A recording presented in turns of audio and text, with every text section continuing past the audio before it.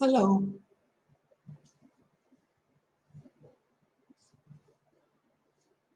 Can you hear me?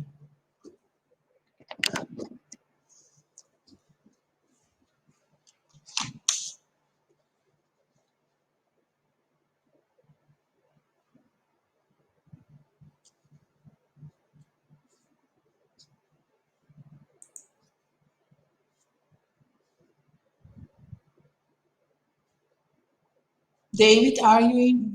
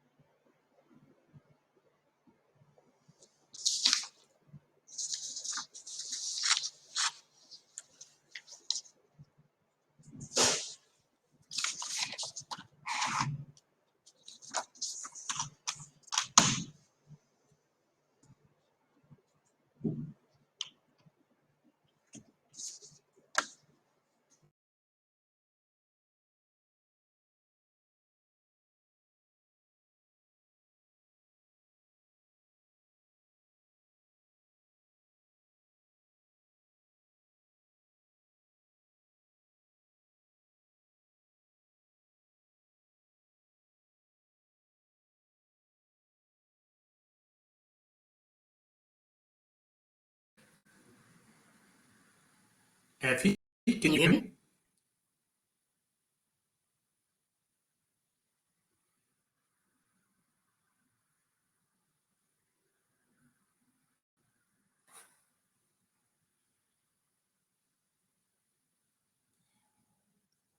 Hello. Can, How are you? Can you hear me? yes. Okay, good. So it's Can you? So you can hear me? two presenters are on the queue. So we will, Ftihia is taking care of this moderation now. So I'll be with you in a minute.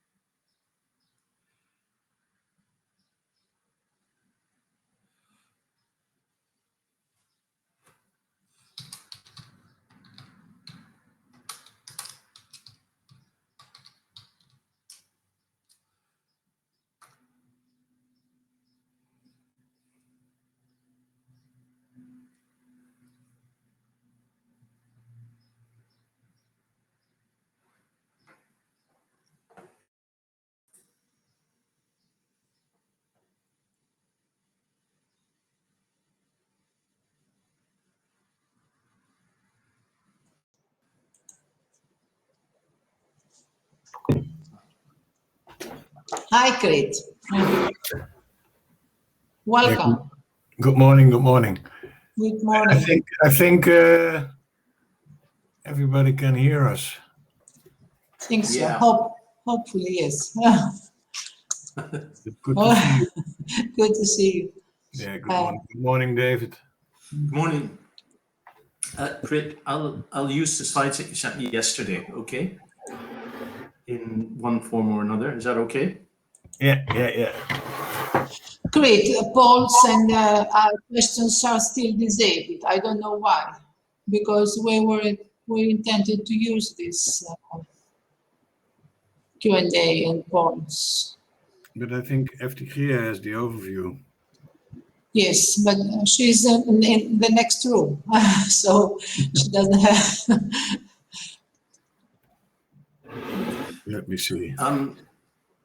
Effie, I don't think I need to be in the picture here, so I'll leave, okay? Okay. And that Okay, you can stay. Okay, for another 10 minutes in case you want to have any input from the different options. Yeah. Maybe you can give access to Anthony Beck. I think he is waiting. Okay, FTG will do it. And there is something about Scotland. Something. It's the football, Crit. Remember yesterday evening, the football match? While we were having a meeting. So it's not about LADM. Hello, FTG. Hello. Okay. Some people are on the queue and waiting to, I will accept them now. but Anthony, still polls and the Q&As are disabled, FTG. No. I will ask Clara now. I cannot see anyone at the moderation panel now. Wait. Me neither, but I can see them as attendees. Maybe they have to ask for. No, I will. Okay, just chat. Conversation about Sent the Europe. message. Anthony is in the chat, and I think Yes, I think presenters. Yes. I think he can hear us. And he says that he did. Really? Okay. He did. Scotland. They request for approval, but we cannot see them. Okay, Peter requested, but that was a few minutes ago. Now I cannot see any request either. Can you request maybe again? Both Anthony and Peter and Matthew. Yeah, but I did use The the button is link. grayed out.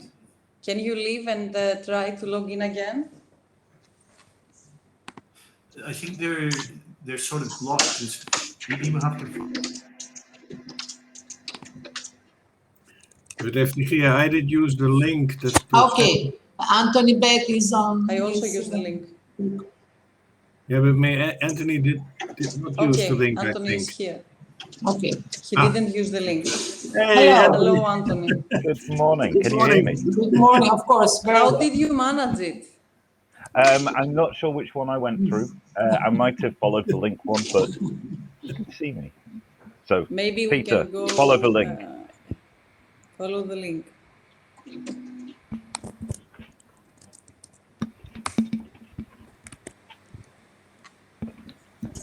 Let's see.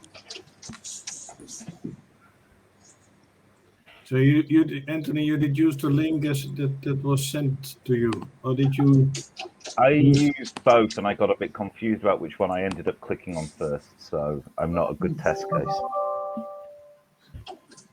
Okay, Peter is also requesting. Hi, good morning. Good. Hi, Hi, Peter. Yeah. Hi, Claudia. Claudia's Good here. morning. Hi, Claudia. Sorry for interrupting. I wanted to set up the polls for you. Thank Is you. that okay? Super. Yes. Absolutely. Okay, I'll just prepare that and then hide them, and then you can unhide them whenever you are ready. Eftikhia, are you in there?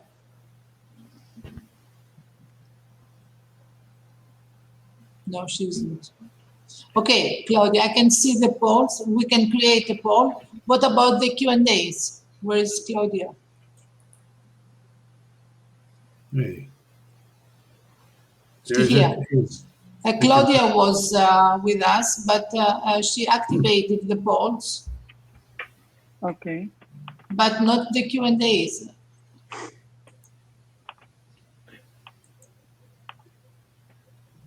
Yeah. But Claudia now left. I cannot see her. Now Okay. she's here. No, I will just enable all of it again. Someone have ticked that it was done, but you can, if you see the 3 dots to the right next to the word Okay. cloud, It's then good. it was disabled there. But I will just set up the poll for you now, and We the can- Q&A is oh, also okay. ready. Q&A is also ready. Yes. Thank you. Perfect. FTG, I will leave here.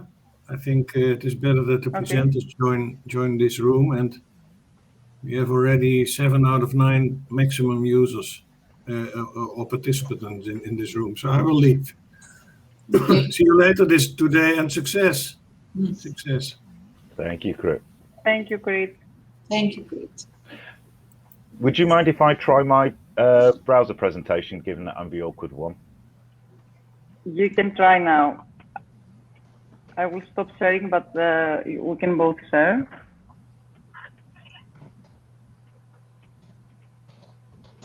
Looks good. Yes.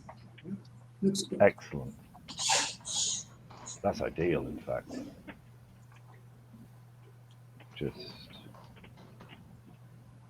That's quite responsive. Yeah, goes well. Yeah. Perfect. Thank you very much indeed. It's always a worry using Linux and not using PowerPoint.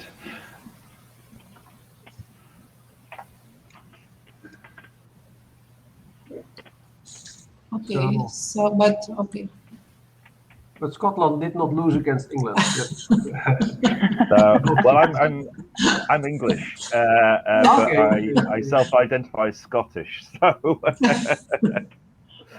they look brave, these Scottish. they played well. Oh, so exciting matches yesterday. So you had the time to. France and Portugal. Yeah. For the football, I've always time. That is. And then Germany-Hungary. And there's a big debate about Hungary about their new law that you should not teach about gay behavior in the schools, and that is against the EU policy.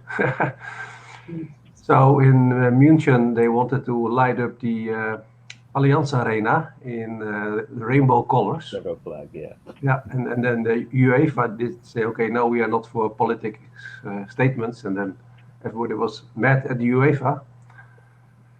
And then the match started, and then Hungary was nearly kicking out Germany in the championship, and that would really have been incredible, because Hungary is a kind of Scotland with respect to the football. Προς το παρόν έχω πρόβλημα, οπότε μπαίνω από το κινητό, αλλά θα το βρω. Θα το βρω. No problem. So we have 12 persons now in the audience.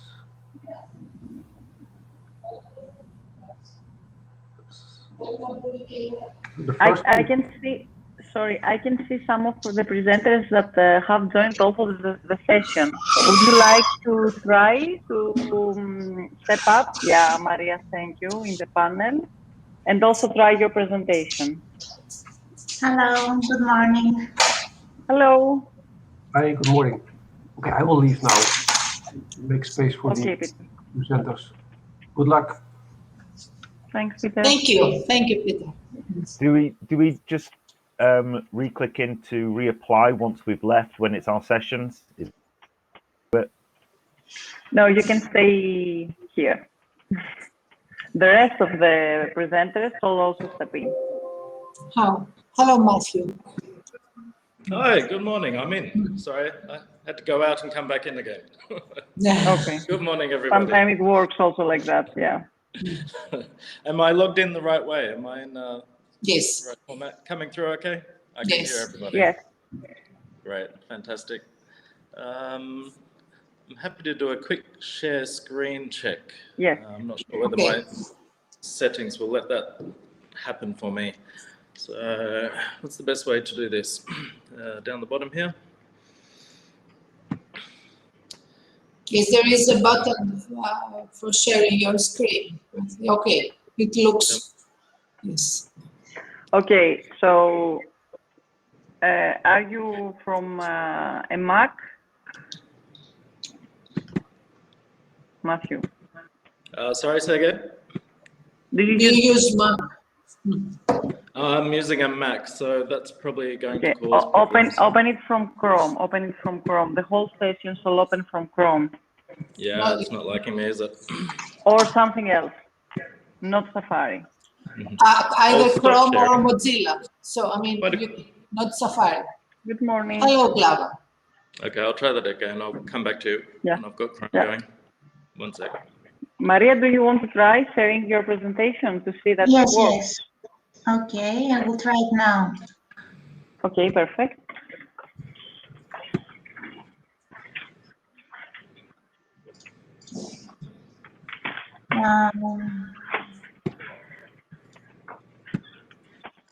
I don't see my presentation in the window tab. You can see it, we cannot see it yet. Did you try with the icon, the screen icon? Yes, now is my screen, and here is my Okay, it's presentation. coming. Okay, it works. Is it okay? Yes, it's okay. Okay. Yeah, maybe it's better to use full screen. When presenting, just use full screen. Yes, yes, okay, okay. Perfect. So, Okay. Clava, do you want to try? Good morning. You are muted. Oh yeah, I'm sorry. Okay. Good morning. Good morning. Is it Genting or Ginting? Your surname? Whichever, I think there is not real, just Ginting, I guess. Ginting. Okay. Just to pronounce it correctly. It's fine either way. Mm. So I will try to share my presentation. Yes. I think.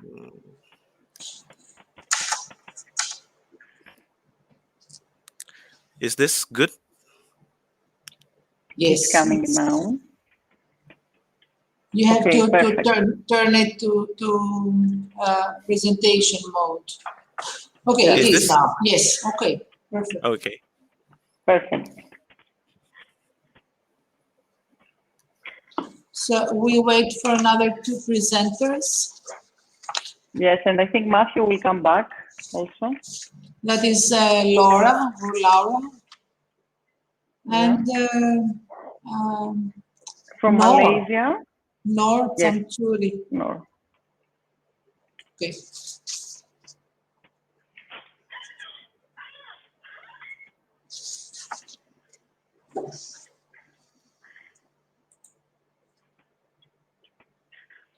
I think Noor is among the people that are the attendees. So if Oh, okay.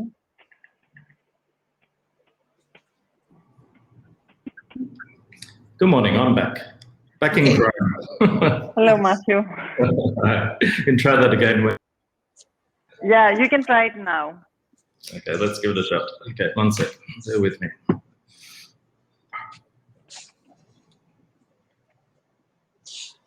In the meanwhile, Nor, you can request your entrance to the panel. Just press the button requesting. How is it? Is it how is it FTP? Okay, so there she Okay, is. perfect. Okay, and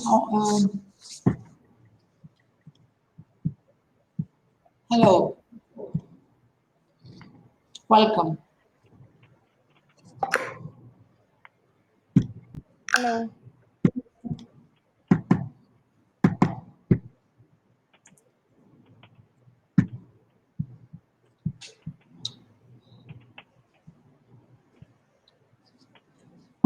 So we have another 5 minutes, and we have one more presenter that is not on the panel.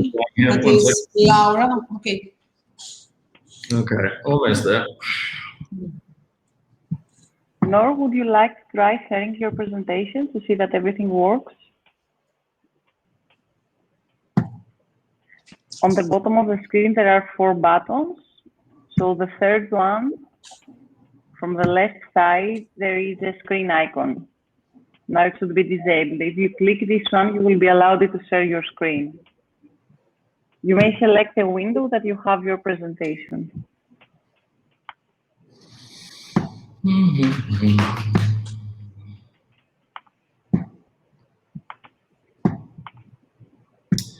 Yeah, I'm almost there. I'll try that again. I've just got to set some security settings. We'll come back and try again. One sec. Okay.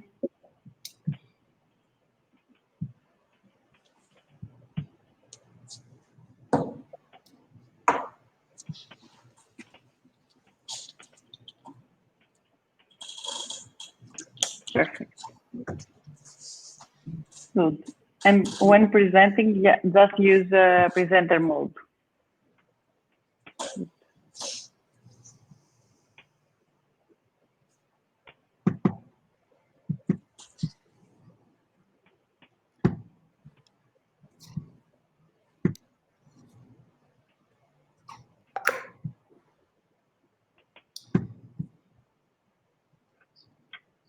Okay, I can see Laura among the attendees as well.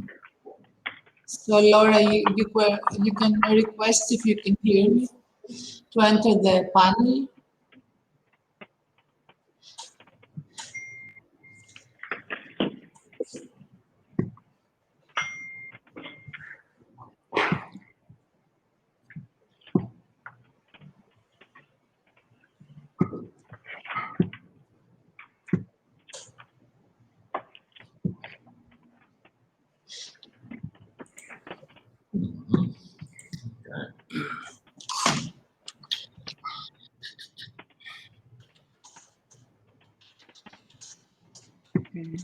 Nor, if you want to stop sharing, just click the same button as before. So also when Matthew is ready, he can, thank you. He can try it once. And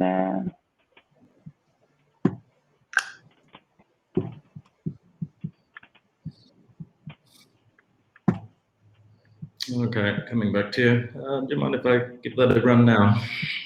Go on.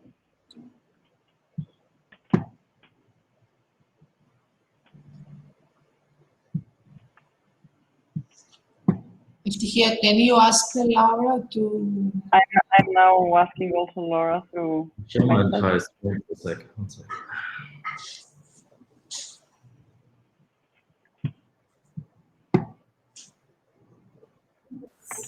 Okay, can you hear me?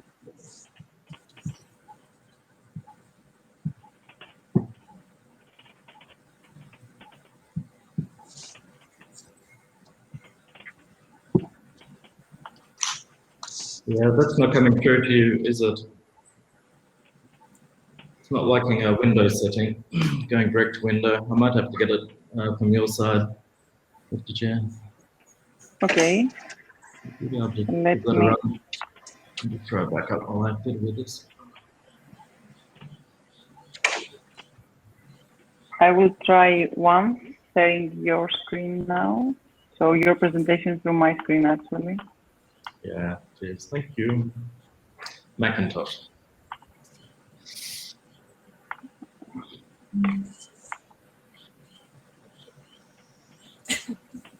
So, can you see my screen? Yeah. Yeah, I can see your screen. Have you got my presentation handy? This is your presentation, right? No, no. No. No, You're this is saying the something else. welcome. That's the Okay. welcome slide. Don't close that one. Keep that handy.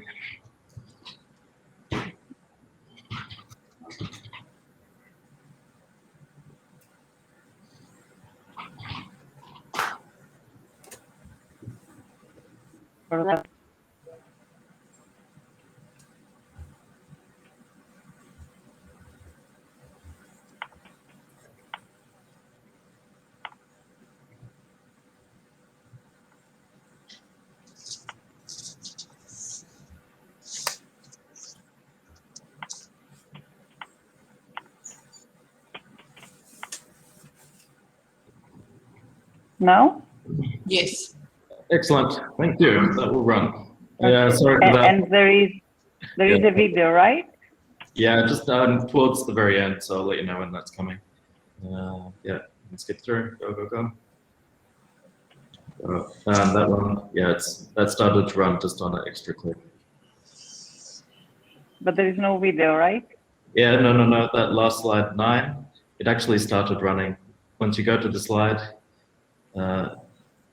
yeah, hit it next again, and it'll actually start running. Perfect. Okay, here it is.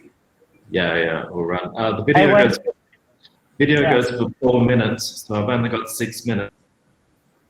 Give me a hurry up. Okay. We'll get there as quickly as possible. Okay, Okay, so perfect. Laura is also here.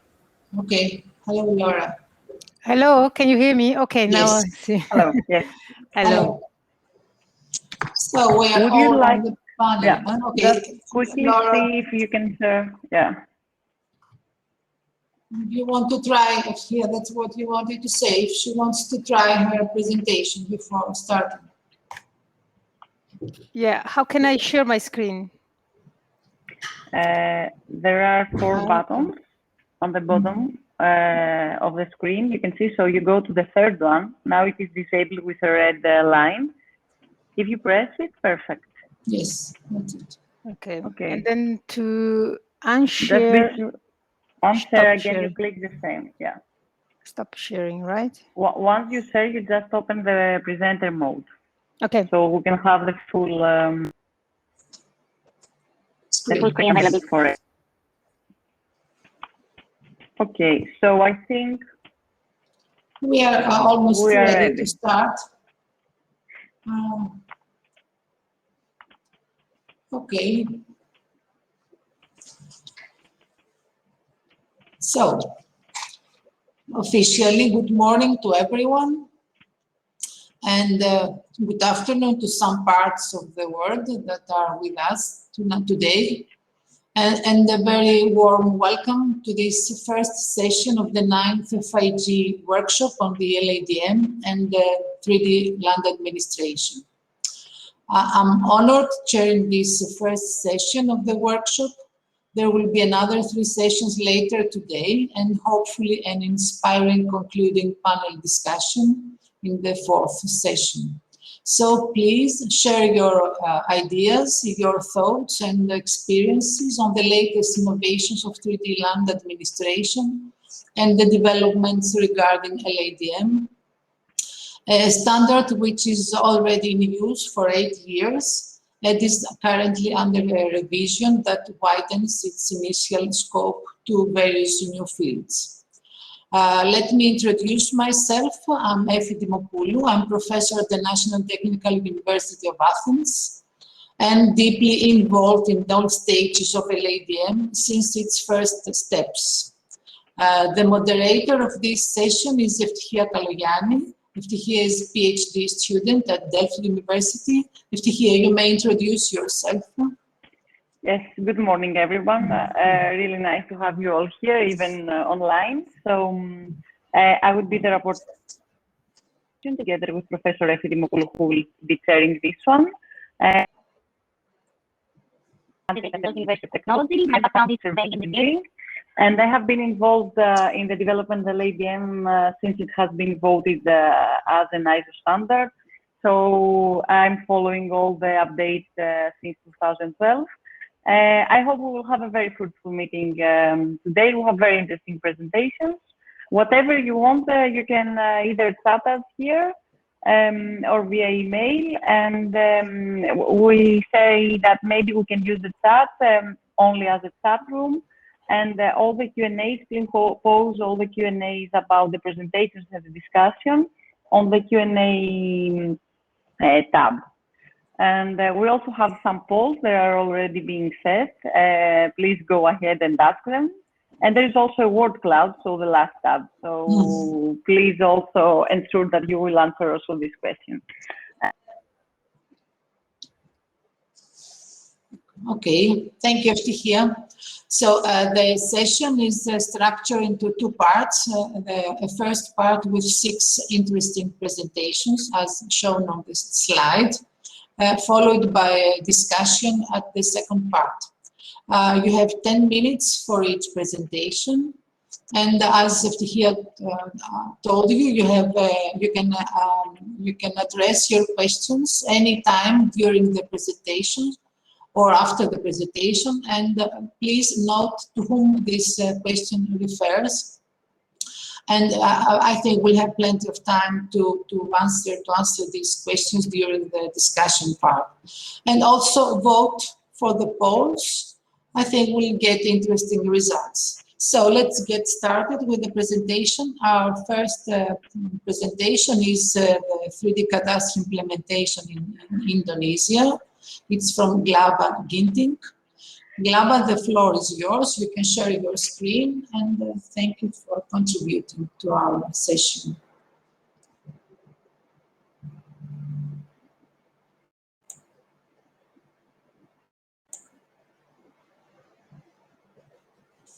Yeah, thank you, Miss Effie.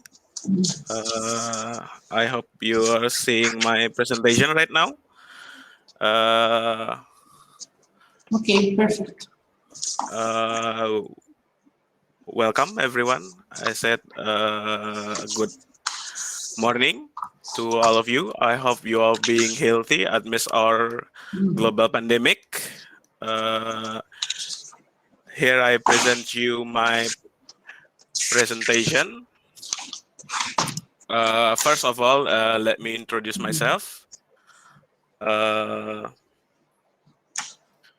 My name is Klava Pratama Putra Ginting. I'm born in Medan on the 4th January. My occupation right now is civil servant, a surveyor in Indonesia Ministry of Agrarian Affairs and Special Planning. My unit work is mapping and survey of spaces, of land and spaces mapping and survey. Or in Indonesia, we call it survei dan pengukuran pertanahan dan ruang. I obtained my title on Sarjana Teknik at Institut Teknologi Bandung, and I am also one of young surveyor of Indonesian Surveyor, Ikatan Surveyor Indonesia. Here's my brief introduction, and this is my outlines of my presentation today. I will update you about the Indonesian timeline of adopting 3D cadastre, and then I will update you all about the regulation.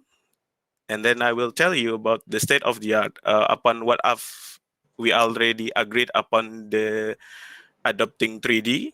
And then there is some quick wins that I propose to achieving the fully integrated 3D maps. And last, I would like to state some disclaimer upon my presentation. I think let's get aboard with my first outlines. This is the timeline. So the talk of adopting 3D in Indonesia is already started in 2008 with the study of upper and lower ground parcels with the University of Gajah Mada. Later, in 2009, the study of marine parcels with the Institut Teknologi Bandung. So the first instance of 3D, we still using parcel to identify space itself. And then in 2010, out of these two study, we tried to identify and to understand the object of land registration. So which are the object which is the subject of land registration. And then later in 2011, we do conduct the pilot project of upper lower spaces surveying and mapping with UGM and the pilot of marine spaces with the ITB. And then not until by 2012 that the surveying and mapping trials of upper lower ground spaces and marine spaces is conducted. As you see that there is a 8 years pause on this matter because of the bureaucracy at the time, that until 2020 initiated by the Indonesia Omnibus Law, the pilot project of upper lower spaces surveying and mapping is conducted, and the object is the MRT station of Blok M and Bundaran HI. The study is conducted with the University of Gadjah Mada. As I already stated before, that Indonesia Omnibus Law Act number 11 of 2020 give recognition of upper and lower ground spaces right. Eventually, my ministry is responded with the ministerial regulation number 1 of 2021. In this ministerial regulation stated about the digitalization of land administration, and then there is the form of gambar ukur, peta ruang, dan surat ukur. This is actually the document that related to spatial data in Indonesian land registers. Actually, I would like to talk about this on the detail on our next meeting. But right now, let me bear you about this 3D regulation progress.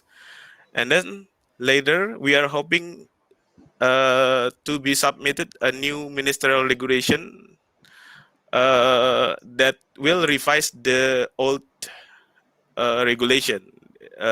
This is the ministerial regulation number 3 of 1997. We're gonna revise that. And parallelly, we are also in talk of revising our technical instruction. In this technical instruction, will be standard operating procedure of 3D cadastre in Indonesia. Then this is what we have already agreed upon on this matter.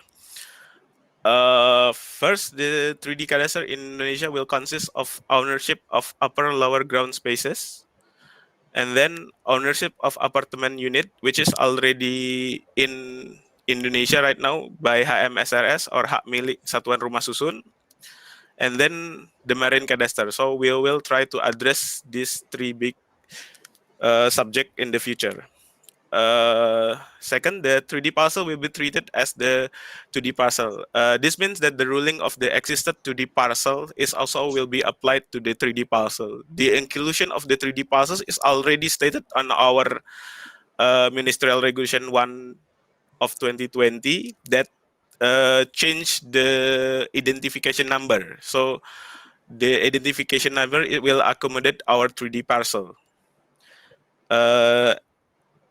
In the spirit of ease of doing business, we are hoping that the 3D data will be surveyed and mapped once. So we are hoping that the mapping models and the generating models should accommodate the highest level of details, but the data can be extracted for every stakeholder needs. And our ministry will be focused on the level 2 detail related to the space ownership itself. And then last one, with the spirit of to develop the Indonesia cadastral field, we will hoping that the survey and mapping process will involve the private sector. Of course, that in the future we want to have I would say the fully digitalized interface, the fully integrated 2D marine 2D marine and 3D maps, and the full interoperability maps in Indonesia. However, there is some quick wins that I suggest to achieving the aim itself. So the first one is the 3D cadastre in Indonesia will consist of upper lower spaces. I'm sorry, I think my slide is okay. Stuck? This. Yeah, and just Yeah. Slava, you do have also other 2 minutes, please, to conclude. Yes, this is my conclusion. That the updated petgambar ukur, peta bidang tanah, and surat ukur will accommodate the 3D models.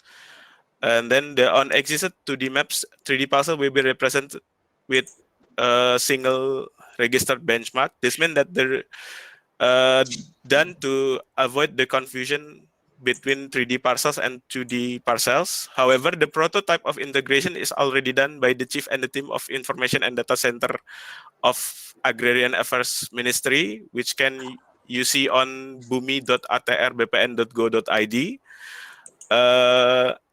The inclusion of 3D maps on hak milik Satuan Rumah Susun is also already in talks with the Chief of National Land Agency Jakarta Province Regional Office. They are conducting study of 3D modeling for ownership of apartment unit. Lastly, that the earlier instances of marine cadastre, I think we will be mapping the outer island of Indonesia, which we will be hope to be conducted next year. Upon this presentation, like I stated before, I would like to stated some disclaimer that this study doesn't represent the Ministry of Agrarian Affairs and Special Planning views on the 3D cadastre. This study represent my views, my personal views on the matter upon my involvement with the ministerial regulation draft and the technical instruction draft. As the writing of this paper, Ministry of Agrarian Affairs and Special Planning is also conducting other studies on this matter, which might or might not contradict my views on this matter. This study is actually intended as my proposal for graduate study. I think that's all of my presentation. Terima kasih. Thank you. Thank you well. Thank That's you, all. Clara. Thank you, Thank you, Slava. Clara. Thank you for your presentation. We'll have time for questions, for answering the questions later on. But now we have to move on the second presentation. It is on developing 3D marine cadastre data model within Malaysian LADM country profile. Some preliminary results from Noor Samsuri, if I pronounce it well, Mohammed Hassan, and alias Abdul Rahman. So, Noor, you can share your screen.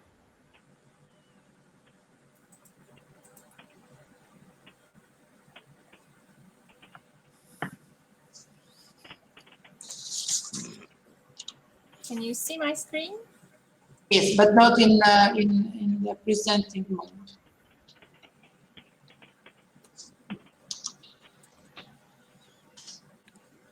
All right. Is it clear?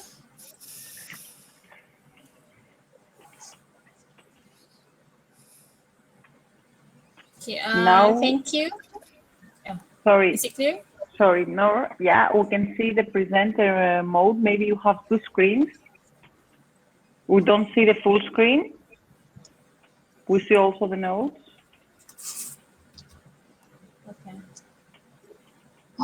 In the meanwhile, someone from the attendees requested to enter the panel, but the panel is limited. It's only for the presenters. So I'm sorry we don't accept the request. To Rafael. How can I show the full slide? Yeah, and then if you press the button that is next to the zoom in, zoom out options,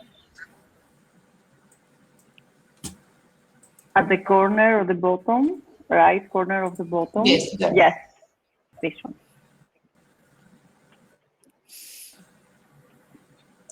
Now you have to switch to the one screen option, which is, I think, under your main presentation. There is the screen, which is shown under the slide. You have to press on this screen, I think.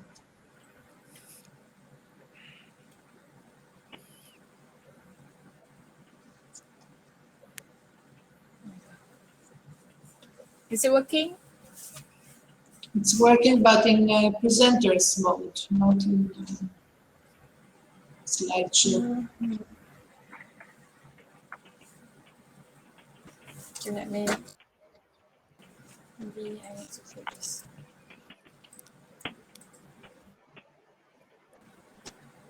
Okay. I think it works now. Or it will work.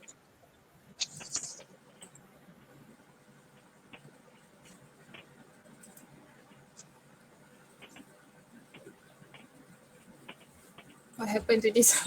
Never mind. Sorry. Okay, never mind. Never mind. Maybe, yeah. Okay, maybe we have to move on because time flies. Yeah, maybe I can show you just like just like this, maybe. Okay, leave it as it is. Okay, never mind. Okay. All right. Okay, sorry. Thank you, Prof. Effie. Hello, ladies and gentlemen. My name is Ain Zamzuri, and you can call me Ain. And I hope everyone is stay safe during this pandemic situation. For information, I'm a master's student in University Technology Malaysia. And today I'm going to share my recent study together with my fellow colleague in developing a data model for marine cadastre within LADM. And for this case, Malaysia become as the case study. And this study still is still in the early stage, and the initial result will be presented.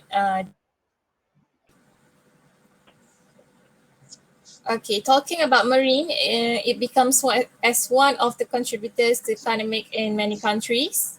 The coastal and marine governance, including information system, can be improved through the good marine space administration.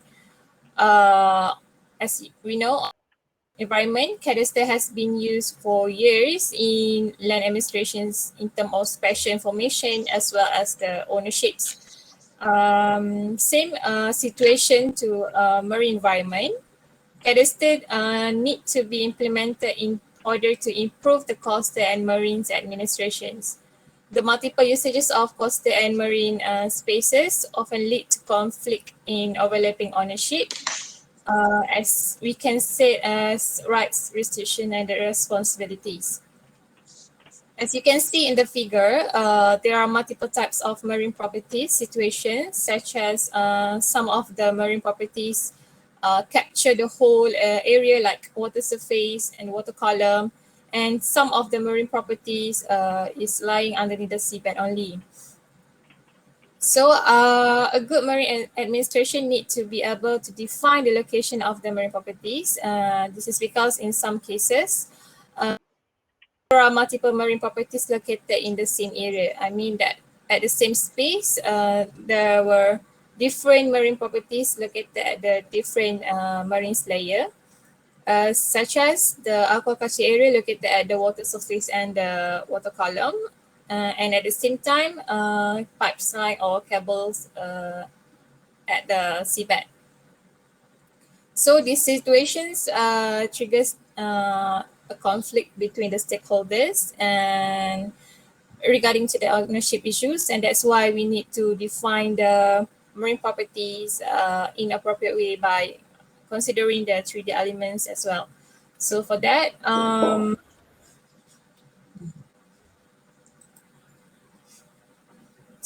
we propose to develop a data model to model the variety of objects together with their rights. And most of the researchers are focusing on designing and developing the needs of the data model in order to have the most suitable approach on managing the marine spaces and resources. And the data model is developed by considering the elements needed in the marine environment together with the 3D cadastre practice in the country. And from the data model, it will give a clear picture how the spatial and non-spatial information relate to each other, and Via the data model, it can standardize the management of marine parcels. And at the same time, it will make sure all the data objects are accurately represented. So talking about the data model, of course, it can show how the data connected to each other to represent the information needed.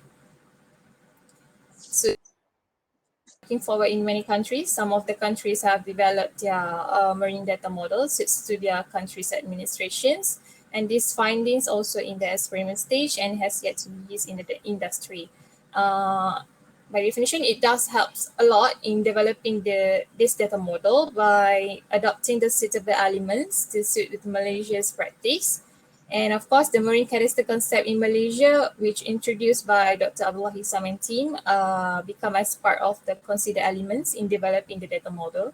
And require elements in the Malaysian LADM country profile, such as the 3D parts, were also being considered. And from the words, these are the possible classes for each packages. So this is the initial results of the proposed data model. So the data model composed of 3 basic packages. The pink color represent the party package, the blue color is represent the administrative package, and the green color for special unit package.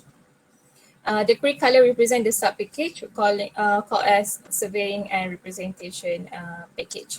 For this data model, several classes were added, such as MC marine property in the special unit package to represent the information of marine subject.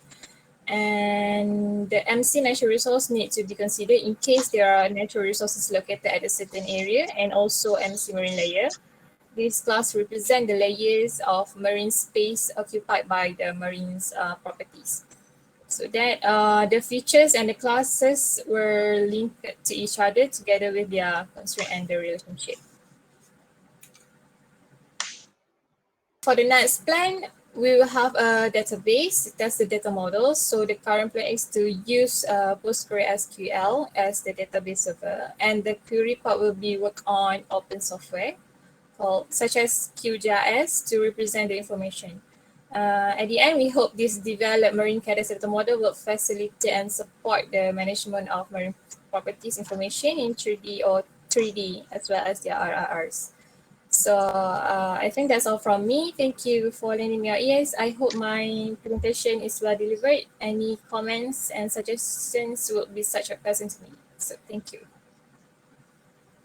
Thank you, Aim, for your short presentation. I mean, we have time to discuss some questions later on. So the third presentation is from Greece, Maria Geli, Lysipochi and Haralamos Ioannidis, BIM data model as input to 3D ground source cadastral surveying, potential and perspectives. Maria will present the paper. So Maria, can you share the screen? Yes, yes. Thank you.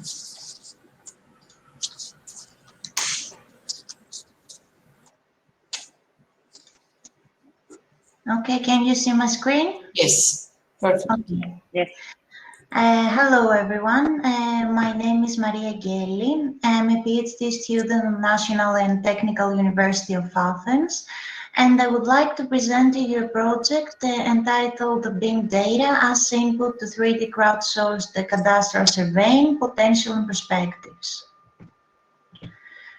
BIM is considered as the most comprehensive and intelligent 3D digital approach, able to manage buildings with complex structures and enable communication between stakeholders with different backgrounds.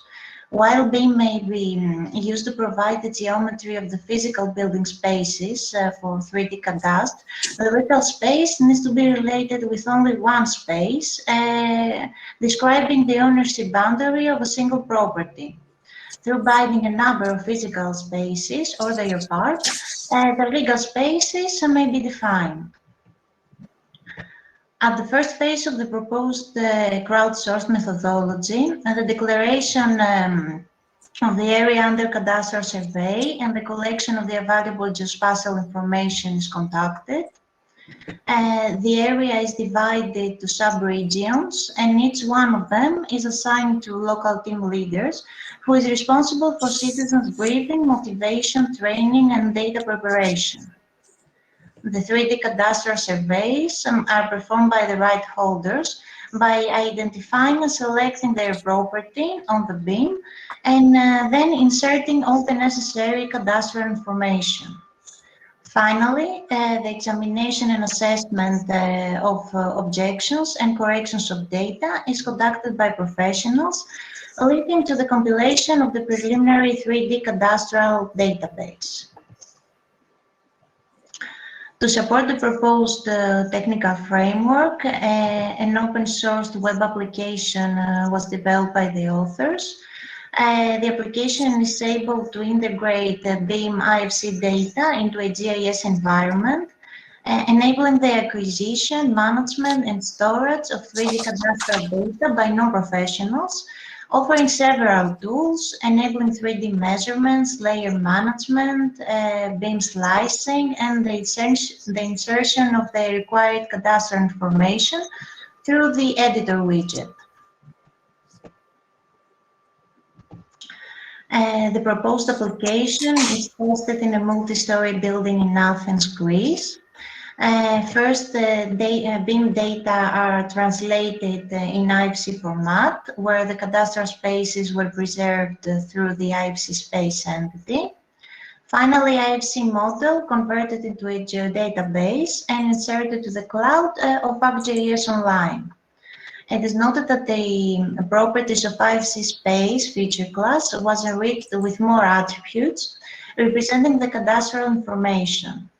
For this particular study, the collected data include the selection of the property object and the discrete information about the building and the right holder.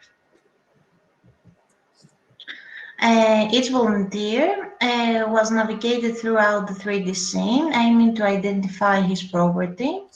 By enabling LOD4 layer, the supervision and structural and realistic characteristics of the building is feasible. Once a volunteer identifies his property, may disable LOD4 and enable LOD1 layer, and then select the volume which corresponds to the desired property. Activating the editor tool, a drop-down list is appeared, where the cadastral data has to be entered. Finally, the collected data are submitted and stored in the cloud of ArcGIS Online. The registration procedure was completed successfully. The web application was easy to use, while the registration process was fast enough, with duration about 5 to 12 minutes. The utilization of an alternative, fast, cost-effective, and reliable solution is needed for the effective management of land and multidimensional overlapping property rights. The shift to the use of innovative data collection methods, such as crowdsourcing, and the use of existing powerful representational models, such as BIM, may constitute a potential solution. Thank you very much for your attention. Thank you, Maria. Thank you. Timely presentations. If you have any questions, please, you may address them to the Q&A section, which would be more convenient to have the overall questions of the session. Okay, thank you, Maria. So we move to the next presentation from Bahrain. It's by Matthew Warner, John Davis, Ali Abdullah, and Sabt. It's about urban development and resilience in the Kingdom of Bahrain, a 3D-enabled national geospatial program for a sustainable future. So Matthew, no, Eftihia will share your screen. Okay. Yeah, great. Thank you, Effie, and many kind thanks for the kind words and introduction, and many kind thanks for the invitation to join you today at the workshop for LADM and 3D. FDG, sorry to give you PowerPoint duty, much appreciated. Let that come up. Hopefully that's coming. So today, we'd like to encourage viewers to grab the paper that's also available online. It's not official policy, I put the disclaimer there, but it's a nice update of some of the things we've been up to right across the sector, generally in smart survey and land management. And it's a nice overview. We cross quite a few complex topics. Today I'm going to focus on land management component and show you a little bit what we're doing in databases and data modeling and so forth, as well as some more recent city modeling and detail mapping. If at any time you hurry me along, please do. I will take your entire day if you give me the chance. Okay, next slide. Okay, Bahrain, a little island in the Gulf. It's 783, it's actually 785 square kilometers as of this week. It is constantly changing. Countries in the world, we have advanced land reclamation works. We are constantly developing. There's a lot of urban growth. Most of the population live in the upper country, as you can see there, and we're constantly changing, which means we have something in the order of about 20,000 buildings or parts of buildings to constantly every year, significant road and infrastructure to development to keep track of as a national mapping agency. We've grown about 17% just in the last 50, 60 years, which is quite remarkable. Very few countries, other than maybe Singapore or the Emirates, are growing at such a rate. So how to keep track of that? We're using the latest technologies from point cloud, laser scanning, mobile mapping. We're looking at how that can be used to update with automated feature extraction. We also map the seafloor, not only through multi-beam sonar, but we also use technologies for sub-bottom profiling to understand the depth of the sand to the cap rock. So we're also managing and helping provide information on the national sand resource. So I'll touch on some of these topics. If we go to the next slide. Oh, sorry, some animation there. Okay, let's get to the point. Land is terribly complex, and I don't need to convey that too much to the working group. But just to update, Bahrain is quite unique as far as we have many of these large master developments underway. Now, we've recently established a National Real Estate Regulatory Authority, a RERA, to set the rules for property development and also property professionals, and help regulate and control these developments, and to ensure there's harmonization in the way these developments grow and develop. So these are quite large developments. They're not just one parcel, they're not just one development. It will be a master plan area, and it will comprise a variety of residential mixed use. It could be shopping malls that also contain hotels, that also contain residential. And for a land registry or national mapping agency as well, it's very hard to track the change as the development is built, but also how to register these complex spaces, the common areas, the common surfaces, and the body of rights and restrictions for individual owners, as well as owners associations of these very complicated areas. Some of the key instruments that we have implemented in the last few years, or recently, to help contribute to standardization and harmonization of the sector, implementing localized international measurement standards. So we've implemented the Bahrain Measurement Standard, Property Measurement Standards series. Our cadastral department have done a good job in communicating that to the sector. Also Bahrain Valuation Standards, borrowing from the International Vogue. And I'll touch on the next slide, also introducing survey and mapping standards for mapping the infrastructure, underground utilities, and as-built. So one concept I want to touch on is particularly this as-built survey concept.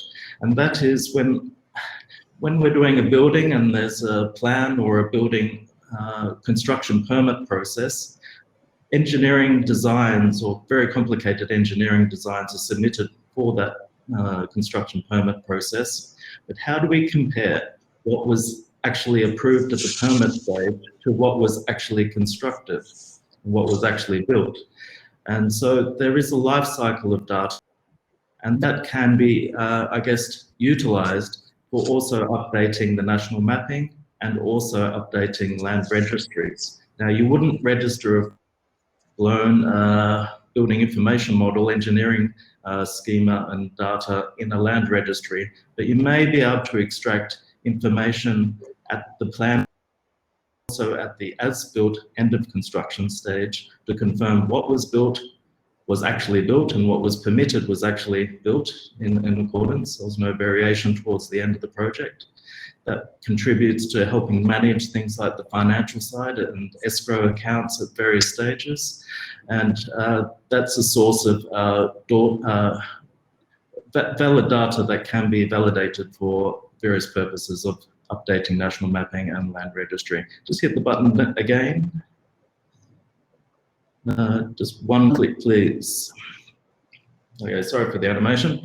Okay, underground utilities. Bahrain is a modern country with a significant world-class underground work. All our utilities are predominantly underground, from communications to water and electricity.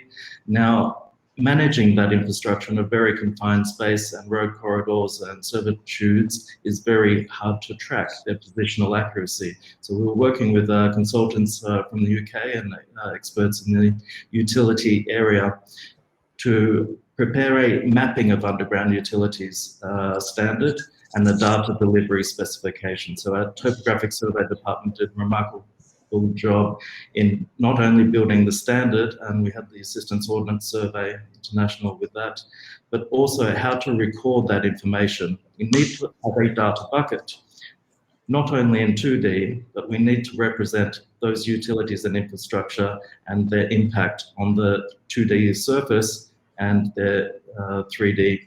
Because once they're buried, you can't see them. Yeah. So whenever the ground is opened, we want to make sure whenever something is installed or put into the ground, those records are kept before it is buried, and that information contributes to updating the national base map for future planning or the contributing to the future engineering designs.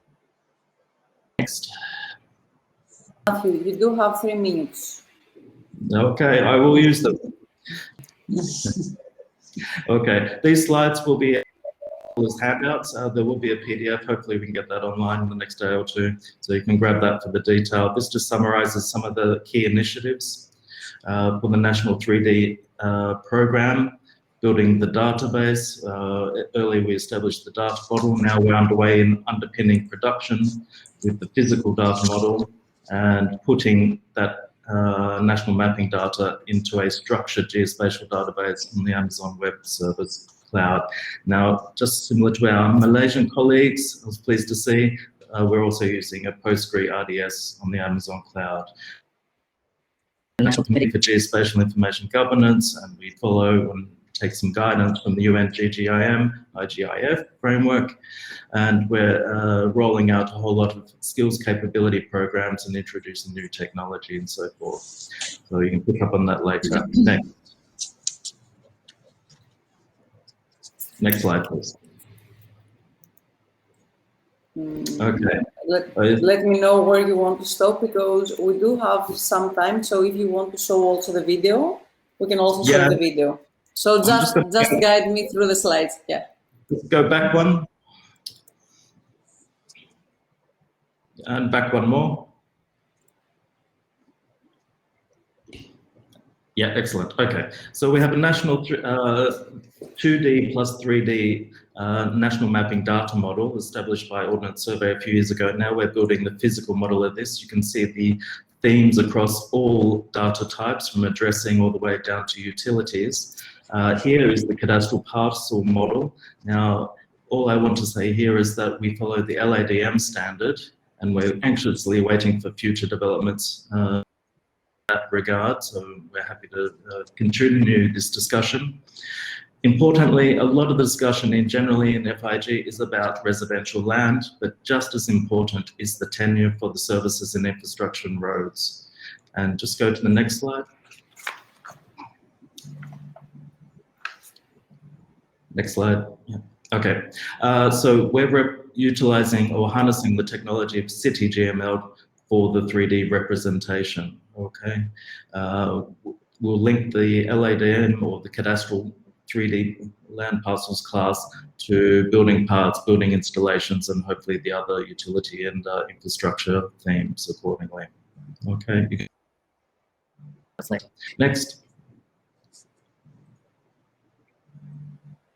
Okay, this is a quick high-level diagram of our production, our future production workflow, everything from data in on the left, whether it be from LiDAR point clouds or imagery, as-built surveys, as I was describing, engineering level detail. Importantly, in Bahrain, we map to 1 to 1,000 scale. Very high, rich information underpins our national mapping, which we produce small scale mapping from, or various other products.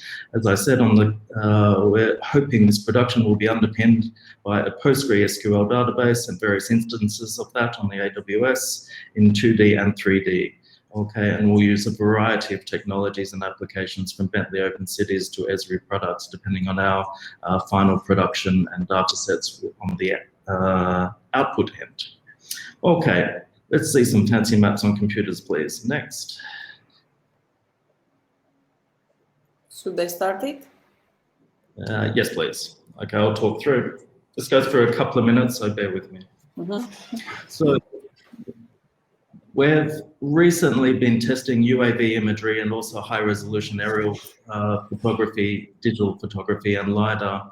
And we've been building these 3D city models. And what we see here is, I think that's playing. Just click on the video one more time.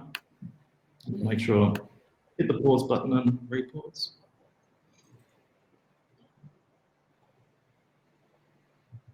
How's that running? Yeah, it might be a bit static. It's okay. I think we're moving a little bit. Okay, it's a bit stretchy, but we'll see how we go. Okay, you get the idea though. 3D city model captured from UAV imagery here in high resolution, flying UAV from a private sector contributor. What you can see here is our topographic detail mapping. We collect this in photogrammetry, but also detail with GPS field observation. Now that's overlaid on the city model, and that national mapping data is actually collected a few years before the city model was built. So we can actually see good conformance of the vector data to the 3D model itself. So we can use this for a variety of purposes. One is we can see, actually just right there where you've paused, we can see a blue line if you look closely, where that was the former rooftop boundary, and you can see that there's been a development of another story on that building. So if we combine that to a building permit system, we can see whether a building permit was associated with that development. So we can also use and support municipalities in their enforcement type and monitoring of building developments. If you can just go back a quick second. Yeah, it's... Yeah, it is. Yeah. Yeah, if you maybe just click halfway and give it another play. Maybe click there. Yeah, see if that plays from there. This gives you an idea of some of the 3D mapping in high resolution we're doing in some of the older areas. We can use this for cadastral mapping and verification from the office. At high precision, we can actually get 5 to 10 plus or minus 5 to 10 centimeter plus or minus accuracy, and actually see visibility of the quite dense laneways, which are quite hard to map even in the field. So able to do quite a lot of feature extraction with these models. Updated digital photography and LiDAR for the country at the end, which is quite remarkable given the circumstances, and also infrared imagery, and we're hoping to build that 3D models of similar quality to this for the entire country to underpin the national mapping and provide a whole range of products for our various stakeholder agencies. So some really fun things coming from national mapping, utilizing the latest technologies and in context capture in this particular case to process the imagery. And you can see a bit more of the vector data being extracted or overlaid on top of that 3D city model. So good things are possible and helping map this very complex, dense environment. Any questions, I'm happy to take them in the Q&A and after the session, so please don't. And thank you, everybody. Thank you, Epi. Thank you, Matthew. Thank you, Matthew. Thank you very much. Thank you. So we have to move on the fifth presentation. This presentation comes from UK by Anthony Becker, Dave Stowe, and Michael Hill on generic concepts to support LADM implementation within formal land registries. So, Anthony, the floor is yours. Thank you very much. One goal, I'm really looking forward to present this to you. Much like Matthew, please have a look at the associated paper, and I've got a load of stuff to get through. So let's rock on. I say that, and then I can't even start my own presentation. So what's a land register? Broadly, a land register is a reflection of the social contract. It's how the legal system and social frameworks work together, but more specifically, it's an official record describing parties with rights in land, principally framed through ownership rights. Is this clear? I'm going to move this to another monitor so the text becomes larger. Or, try this. Yes. Is that better? Yes. Excellent. Right, that'll help. So, land registers describe the core concepts of parties who hold registrable, real rights which are described in land.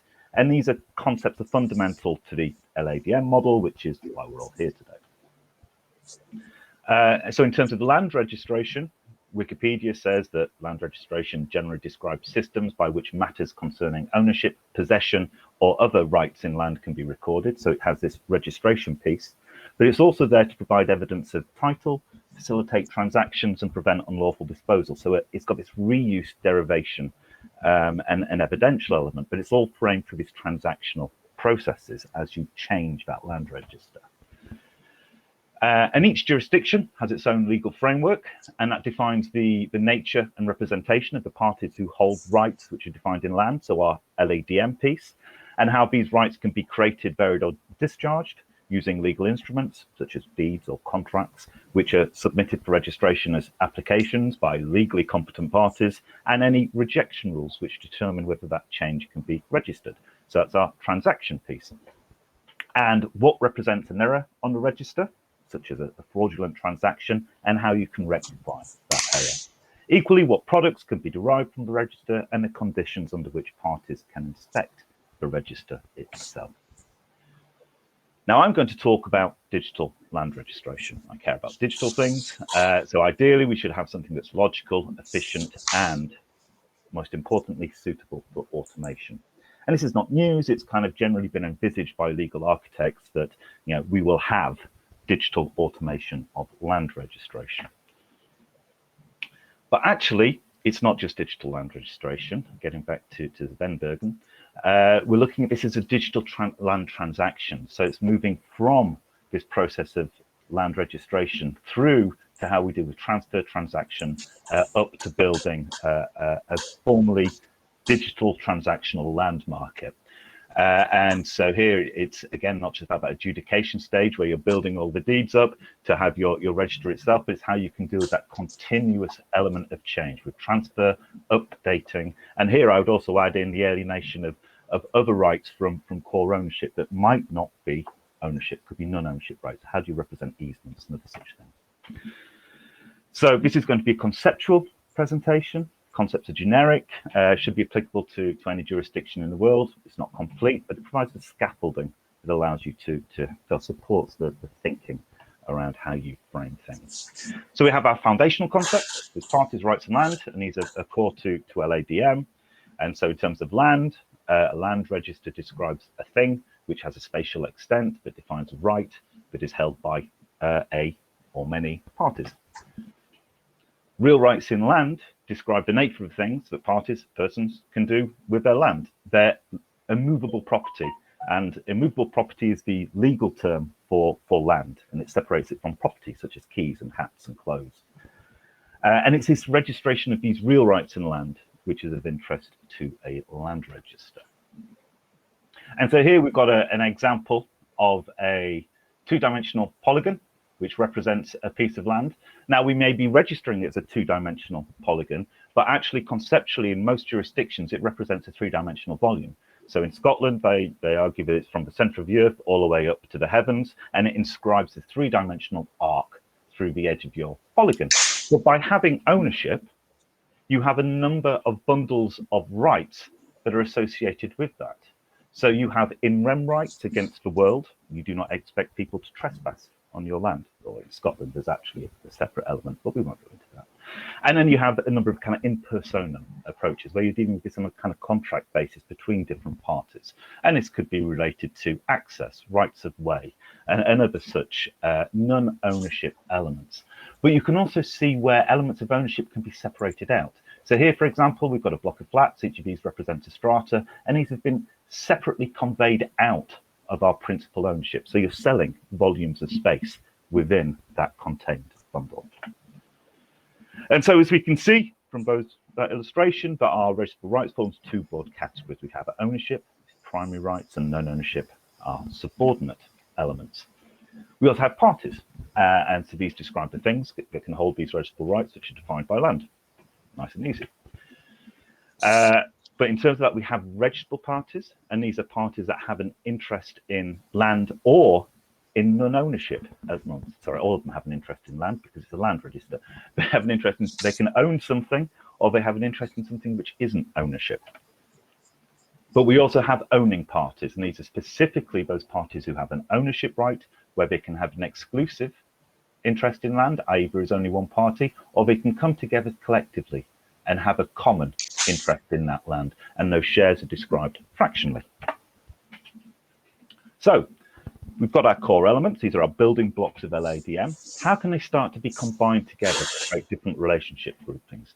Now, these rights relationship groupings can become quite complicated, and we're only going to go through a small number to deal with the transactional element I'm going to describe at the end. So we can have a benefiting party. A benefiting party holds a real right in land. It's a right holder, a real right holder. So a benefiting party who holds an ownership right is an owner. These are all quite simple. It's all quite nice. A cadastral unit is a spatial extent of an ownership right. Now, I appreciate different jurisdictions might have different interpretations of this, but for this presentation, that is how we're defining a cadastral unit. Each cadastral unit has a unique identifier. We've got these kind of quite simple initial blocks. Let's have a look at them in terms of other relationships. So looking now at encumbering relationships. So what is encumbered land? And this was something that I believe appeared in a couple of the earlier presentations. Encumbered land is land where a third party, i.e. someone who is not the owner, we've already defined what an owner is, holds a real right in land. So an encumbering real right in land is a real right in land held by a party over land that they do not own, just slightly reframing it. And that means you can describe encumbrances as a spatial right relationship between an owner of land and a third party, because encumbrances are indexed spatially. So you have owned land, and then you can have another party who has rights over that owned land. So we have a spatial index. And then we can look at beneficial relationships, i.e. third parties, someone who is not the owner, who benefit from an encumbering real right in land, can have either paradial benefits or personal benefits. Now, paradial benefits is where the right is granted to the party in their capacity as owner of land. So when that land is sold, the right travels with the land. And so when we're modeling this, we can use the cadastral unit as a proxy for the party who owns the land. And a personal benefit is that it's granted in personal capacity. So when the land is sold, that person still has rights over that land. That's important. So paradial benefits represent a party right in land relationship where the benefiting party is land, and paradial benefits are indexed by party. I think we now have enough of our concepts to move forward in terms of how we can use these to deal with transactional changes to a land register. And the land register is changed through these formal transactional processes, and it involves a range of different actors. There are those actors who have a relationship with a registrable real right, i.e. the grantor, normally the party who holds the ownership right, and the grantee, the party who will benefit from that ownership right, or benefit from rights derived from that ownership right. And then there's normally a group of accredited credence-based services, so your solicitor, your notary, your cadastral surveyor, or your registrar. Anthony, I'm sorry, you do have 2 more minutes, please, to conclude. That's fine, I can nail this. The legislation of each jurisdiction describes how each applications are registered, and there's 2 broad approaches. There's a register of deeds and a register of title. We'll take a register of deeds approach. And we're going to frame this around a product derivation. In this instance, a title certificate or a non-legally binding thing that shows that there's been a search that's undertaken over the register. So we'll identify all the deeds that affect the owned land. We'll determine the relationship between these deeds to validate that the seller has valid ownership, producing this chain of title. Identify what predial benefits the owned land has over other land, i.e. Stuff that will index by party, and then identify what beneficial rights third parties have over the owned land, and these are encumbrances. So clearly, effective indexing is required to support these kind of searches. So here is our beginning. We have an owner. We have a man in black, and a man in black has a title certificate saying, I have ownership over this piece of land. And what he wants to do is sell his land to the lady in red and do some other things with it over here. So he goes to his solicitor, and his solicitor looks at this application and essentially goes, right, you are who you say you are. Land register says that you actually own this right.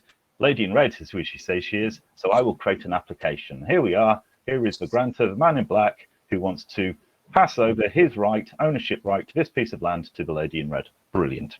And so we're looking at spatial right bundles that can be used to frame a deed. The solicitor submits these to the land register. There are rules in there that if the application cannot be rejected, it must be accepted. In this instance, is accepted, and we can turn that application into a deed. So a deed of disposition that formalizes that party right and land change. So nice and simple. We've now just registered a deed inducing change. As part of this register, though, they had an optional element of taking out any rights that frame title derivation or title searches into a register of rights. Now, those rights tend to be ownership and lease. So in this instance, we have an ownership right. And so that is going to change what is going on in what is essentially our cadaster. So we can see the lady in red has this bit of land here. Brilliant. So we've now dealt with all of our registration and initial internal indexing for this. So let's see how we frame our title output. Well, we frame our title output based upon what's in our register of rights. In this instance here, our title framing rights, our ownership or lease. So here we have the identifier for the cadastral unit, which has a relationship with the title number. That goes in here. We have the owner, we have the land extent, and we know it's ownership because that's what it's come from. It's the register of ownership rights. Please, you may conclude, please. This is quite literally, Okay. give me about 30 seconds or Okay. so. We can then determine what the predial benefits are by looking at the identifier of that cadastral unit that's acting as a party and finding out what party it has, party benefits it has in the party rights and land relationship. In this instance, nothing.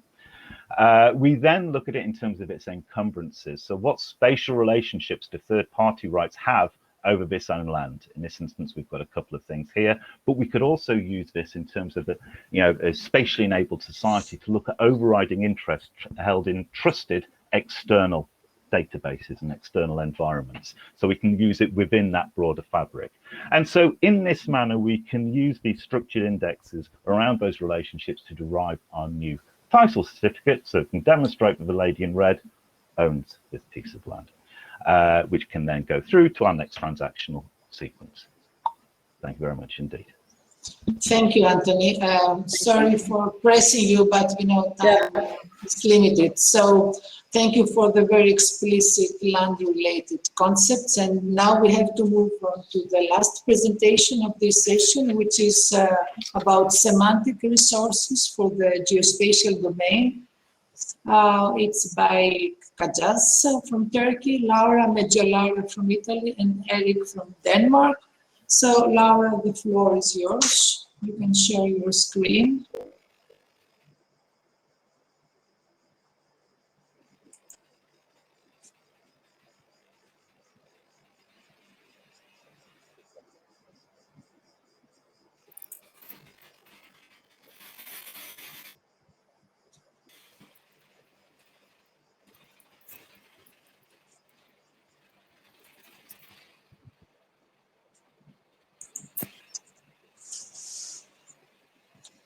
Laura, you're muted.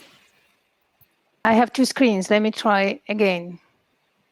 Try to share it because you are from Mac. Maybe also use Chrome instead of Safari and select to share a specific window, not the whole screen. If it doesn't work, I can share your presentation. It doesn't work. No, it shares the wrong screen. Let me try and share the second screen, maybe. Oh no. This is very strange because it worked earlier. It worked before. Yeah. Sorry about that. Yeah.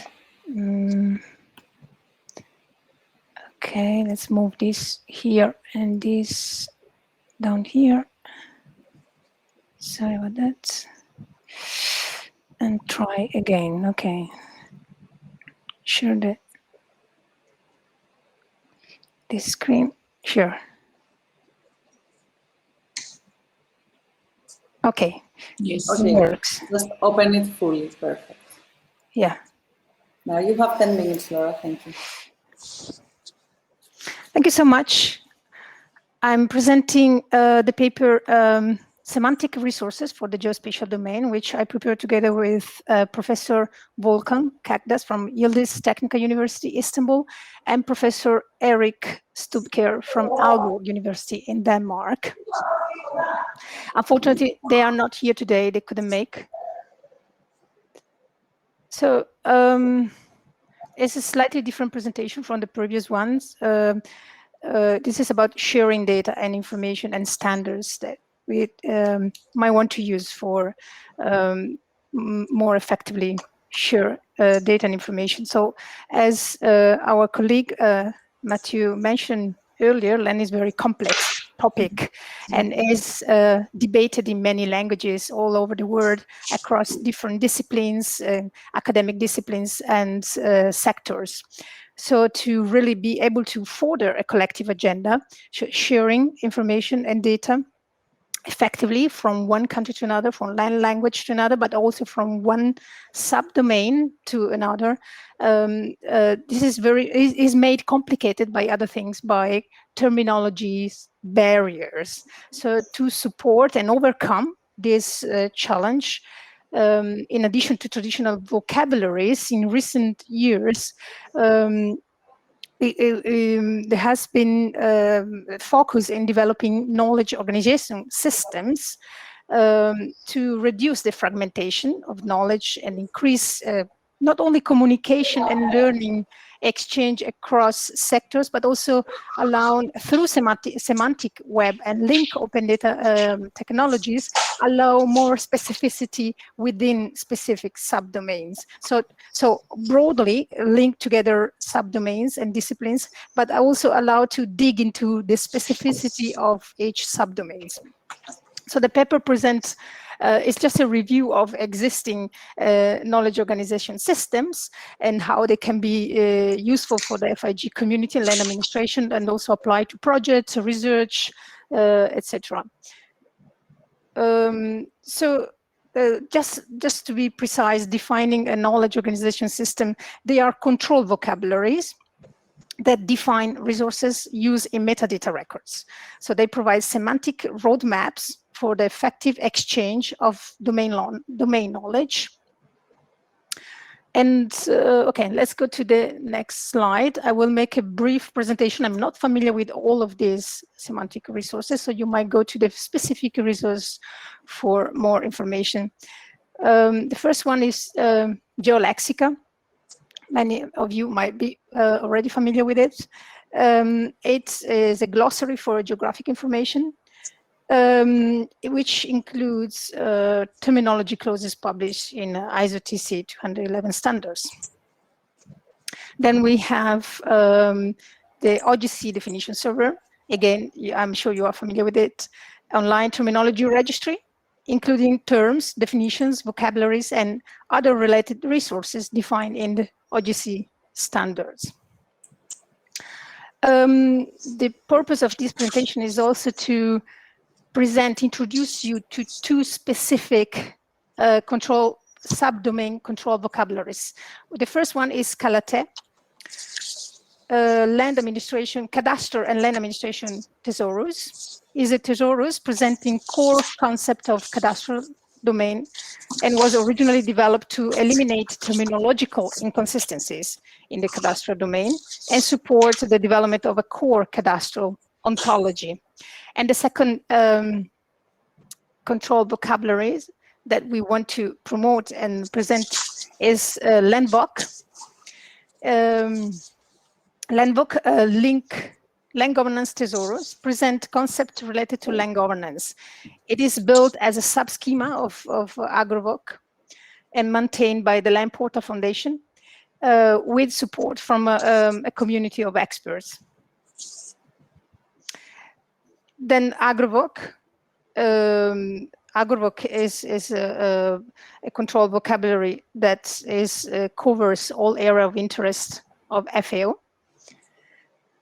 And the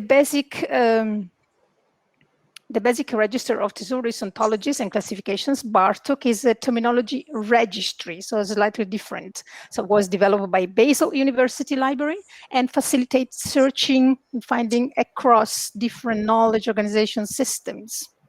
And then EuroVoc. EuroVoc, the last one, is a multilingual thesaurus managed by the Publication Office of the European Union to facilitate searching and indexing of documents produced by EU institutions. Okay, so we also provide a very an assessment and evaluation of these resources. So BARTOC provides a gateway to available knowledge organization systems, so it can be considered a semantic portal to access more specific vocabularies within the land and geospatial domain. So if subject is about geospatial standards, then the geolexical and the OGC definition server should be considered and consulted. AgroVoc is the most comprehensive thesaurus for the agricultural domain.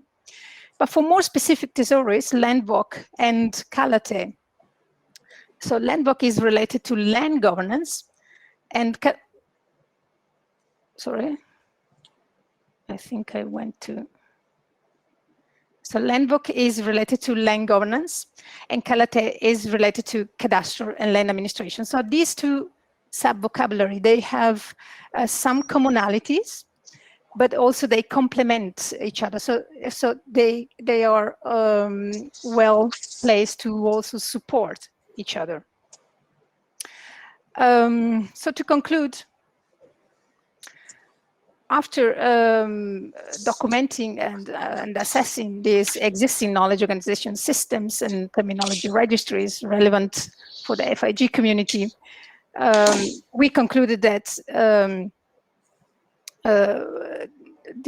there is room for more collaboration and cooperation to further develop these semantic resources that are very important to enhance sharing of data and information and records across groups, organizations, and systems, and improve interoperability of systems. So in particular, the Calate and Landvoc, they should be supported with definitions to fulfill their functions. So the definition, we believe that intentional definitions of domain concept would improve the robustness and also of these resources, and as a consequence, the communication between parties, and provide a scientific base for research and teaching. So thank you very much for your attention, and I'm here if you have any further questions. For the time presentation. Thank you, Laura. So thank you all. I would like to thank all presenters, and now let's move on to the discussion part. We have many questions for the presenters. We will try to summarize the most important aspects that we need to address. So let's start with Peter Van Ostrom. There is a question for Clava. What are the upper lower spaces? Are these air spaces and ground below surface spaces? Clava, can you answer this question? You have to be Clara, you're unmuted. mute. Okay.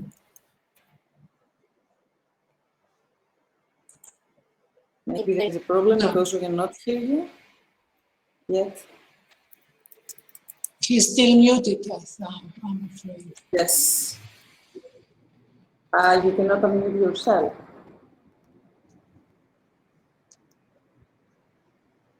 Do you want to leave the stage and come back, and we can continue with the second question to another presenter, and then maybe Clava try to join again?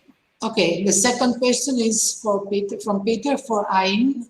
How do you represent the 3D geometries, for example, with or without topology? Share the boundary surfaces between the volumes. Thank you. Thank you for those questions. Here, we consider the topology special unit to show the connection between the neighbors of the objects. And in this, the model, the boundary face is included to show the boundary, and the points will show the location of the object. And the marine layers, the marine layers classes also to give a help in showing the volume or dimension involved. And of course, to show the Z value. Of course, we need to consider the dynamic situation in marine environment. So we need to consider that issues. So Thank you. We have another two questions for Ayn since she's active on the panel now. It's from Chen Chun Yong. The first question is, can we, Ali, what happened? We have, the questions have been disabled. Okay, I have all the questions here. Shall I just read the question for Ayn? Yeah. Yes, read it because okay, yes. Okay, so can we align water surface and water column of the sea? Sea surface is the right of way for navigation. Water column is the right of way for aquatic organisms. Can you consider the layer of subsurface for alienation for oil or gas mining? Okay. Marine cadastre deal with the rights, restriction, and responsibility of marine objects that lies within 3 nautical miles from the shoreline to the sea. And this has been said that this area, this 3 nautical miles, is considered as land part. So this area is fully under state responsibility, and my study also focus on this area because I'm embedding the LADM, which is the land administration, to manage the marine properties in this area. So these marine properties also practically practice and like onshore management. But for the continental shelf, the state can request the rights, including the water column for the fishing site and the seabed for the oil and gas in terms of economic earning, I believe. So maybe we can consider the possibilities in embedding between the LADM with hydrographic standard as one-to-one standard to have the boundary features. So the layer of the subsurface can be considered as oil and gas, I believe.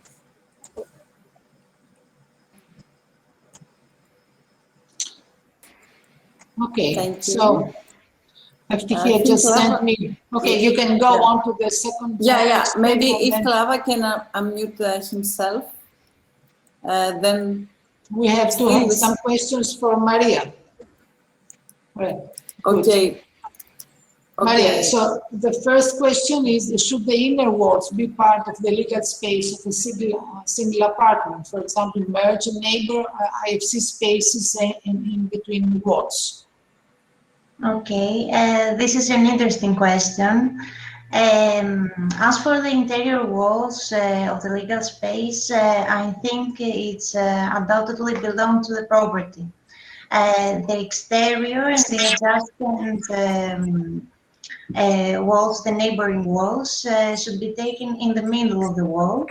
This can also be applied to the floor surfaces of one property, which may be the ceiling of another property.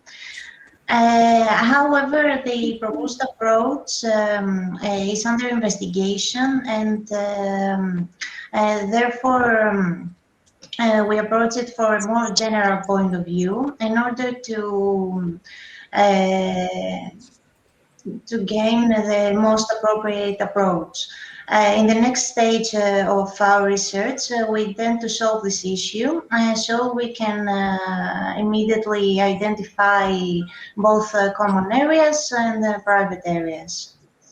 Thank you, Maria. There is a second question for you. The laser scanner for BIM is in a local coordinate system and normally acquired without georeferencing to locally referenced data. How do you incorporate BIM data to cadastral system? Yes, we did not use laser scanners. The creation of BIM was done based on georeferenced floor plans of the building. The geometry was defined using the 2D plans and sections, while other semantic informations were arranged the 3D object. Then we translate the BIM data into IFC format, and then we converted it to a readable format utilizing some tools of ArcGIS software. Therefore, the final model is georeferenced, and then when it is inserted in ArcGIS environment, is located in the correct position. Thank you, Maria. May I add something here? Yes. Yeah.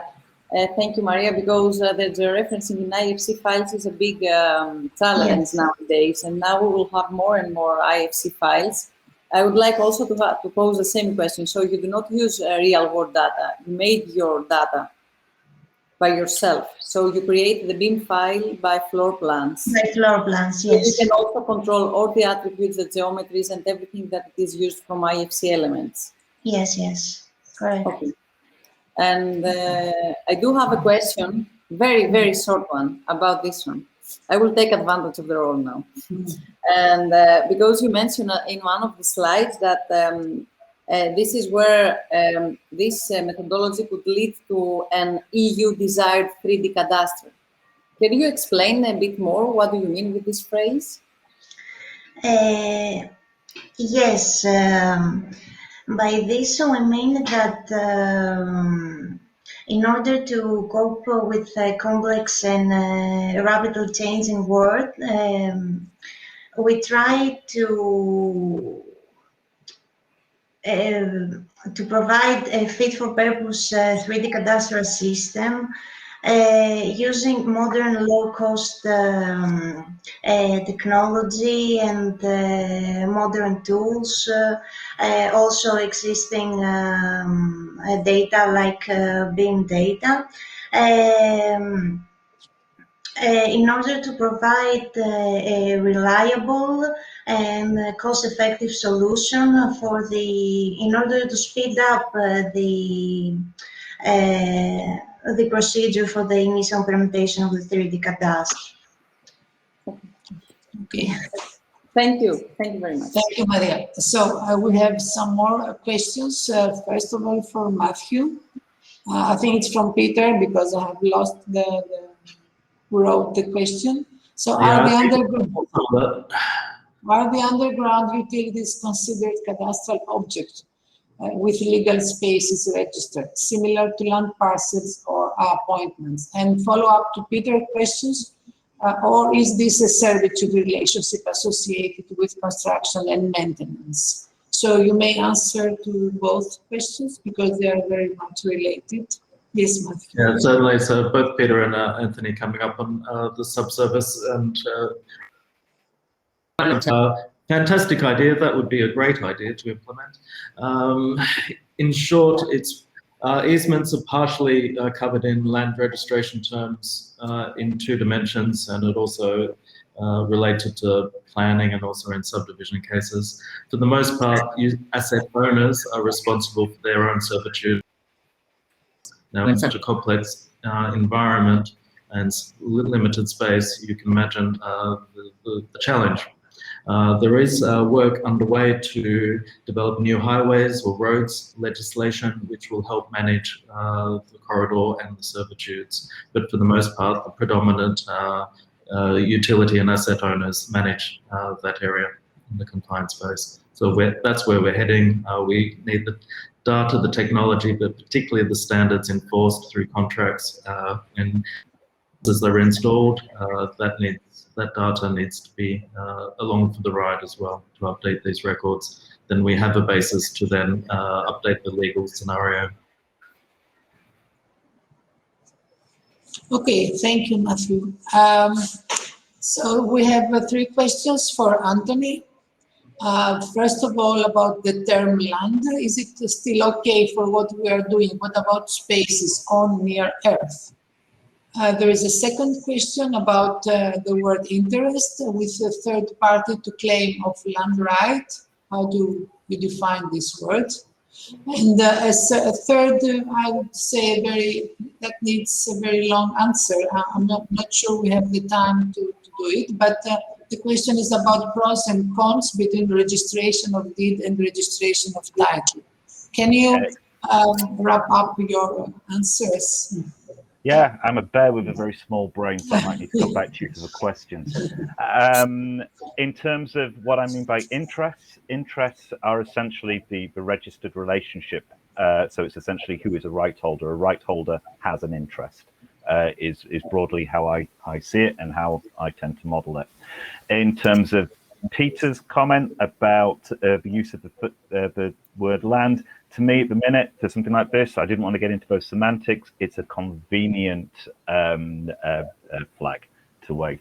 And yes, we could start to get into a significant more semantic discussion around what we actually mean by that. But I don't think it's necessarily useful, particularly when you only got 10 minutes to present. Difference between deeds and titles. Wow. Thanks. Summarizing that. That's a whole speech. Very quickly, deeds represent the facts about change. Titles represent the consequences of that change. So in a deed system, you can always show you're working it and you can derive the results all at the same time, and more importantly, based under the current legislative framework. So if the legislation frames, the deeds can be reinterpreted based upon the current legislation. You don't have that option in title. The main issue between the two is what happens when you need to do error correction and dealing with fraud and voidable deeds, basically. So, you know, in many instances, they should represent the same result, but where they start to diverge is when you're dealing with errors. Thank you, Anthony. Okay, so. Yeah, we do have another question for Anthony, but maybe we can go. No, he answered all the questions. Laura. Quick question, if I may jump in. Very, very quick one. In Malaysia, just how are you tackling the S100 hydro standard? Is any of that work going on at the moment in the data modeling? It's found that S121 standard is about the boundary delimitation. So it gives the features about the boundaries, the zone involved in the marine space. So I think we should consider the features, also the code list, I believe, to standardize the marine objects or the marine information. Great, thank you. All right. Okay, so one question for Laura, which is the semantic resources? Which of the semantic resources could be best used for managing code lists in LADM? Thank you, Peter, for this question. Well, as far as I'm aware, the LADM is shared vocabulary, which defines a set of concept definitions. So is more an ontology. So the difference between these resources that I just mentioned is that they have stable URIs, so unique resource identifier, so a link on the web where this resource is specified, and all the relations that this resource has with this concept has with other concepts, as well as translations. Maybe I can show you very quickly what it means by sharing quickly my screen. This is this. I'm afraid we're running out of time, Laura. It's not possible. Yeah, just quickly. Okay. This is this Cosmos is a tool to you're able to see. Yes, is a tool that visualize concept within a vocabulary. So this is the land administration model definitions. As you can see here, there are all the translations to the concept, and also here on the right, the hierarchy, so how this concept is related to land surveying, which is a broader, so a parent or to basic administrative units consider like a narrower concept. So coming back to your question, Peter, let me stop sharing. It's not important where LADM concepts are, but it's important that wherever you decide to place this concept, they are linked together. So it becomes machine readable. So we are moving from the web of humans to the web of machines. There are too much data and information to be processed by humans, so we need the help of machines. And in order for machines to help us retrieving information in a meaningful and efficient way, we need to develop this semantic control vocabularies. So I'm very glad that Crit Lemon is sitting within our group of experts to help us deciding which LADM concept can be integrated within Landvoc, or and also linked to other vocabularies. Landvoc is linked to many other vocabularies, Kalate, but also Eurovoc, and many others. So it's important that these vocab NALT or UNBIS or GEMET, so they are all linked together. So the key issue here, the keyword is interoperability of systems. And for systems to be interoperable, they need to be machine readable. So then URIs help us making machine readable. Thank you, Laura. Anthony is raised his hand. Yes, Anthony. It's a follow-up to Laura, because I agree completely with everything you said there from a knowledge engineering perspective. But in terms of the ontologies and vocabularies you've described, what basis are we going to is there something in mind to look at them from a fitness for purpose basis to ensure that the domain specifications that are being deployed are fit for each of our different jurisdictions?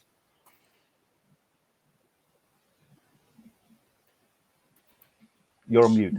I think the vocabularies are, I mean, we're talking about standards, right? So it might not cover everything, but it can have different relations. So synonyms and broader on our relations, as well as relations with other vocabularies as well. So within vocabularies, you might want to define whatever you want. The important is how you relate each of them in a meaningful, logical, semantically meaningful way. So we develop these vocabularies in a bottom-up way, so in collaboration with groups and organizations in all corner of the world, and they help us translating into also very local languages. Is also translating to Swahili or Khmer or many different many different languages, and also enrich with synonyms and definitions. So the answer is yes. Within vocabulary, you can express all kind of relations and all kind of definitions. Okay, thank you, Laura. During the complexity of the sector. So there is one last question which is addressed to Clava and remains unanswered. Did you answer the question, Clava? For upper, we cannot. Yes. Okay. He answered it in the chat. Okay, so there is. Okay, so one last comment. There is you can make your votes for the polls. Probably if you didn't do it yet, you can do it during the other sessions. we will have the same polls later on. I would like to thank you all for this contribution. And of course, I would like to invite you in 3.5 hours for the second session. And maybe we can go on with the discussion and listen to your ideas and thoughts and experiences on these very innovative areas. So I would like to thank all of you, the audience and the presenters. And see you virtually in 3.5 hours. Bye-bye. Yes. If someone now, maybe it's a good time before exiting this session. So we will have some time also later on at the next sessions to discuss the results. And don't forget also to miss the future event. The 3D Cadastre will be online in October. And there is an extension deadline submission till the 8th of July. So you are all more than welcome after this fruitful event because we can see that there is vivid participation, many questions, nice contributions. So we expect fruitful results that can also be reported in extended abstracts to be submitted for 3D Cadastre. So just go on, complete the polls, and see you in a while in session 2 at 1 o'clock set time. Thank you very much for the participation and apologies for the hurries in the presentation. Time is limited. Okay, thank you. Bye-bye. Thank you, Effie. Thank you, Effie. Bye. Thank you so much. Thank you for driving. Thank you, Peter. Thank you in the background. Have a good day. See you later. Thank you all. See you later. Thanks, Anthony.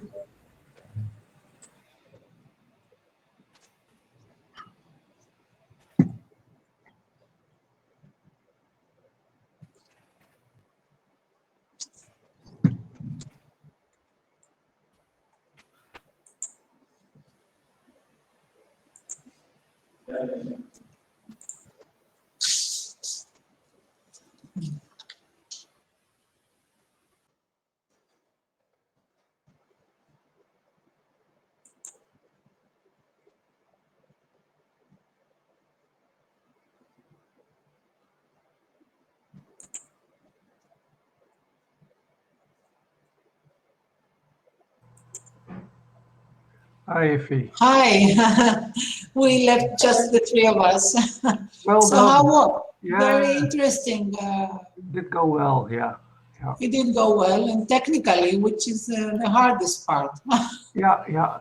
I'm not sure about the polls, if they were intended to be Yes, launched. I'm just, okay, we had 12 votes, 14 votes.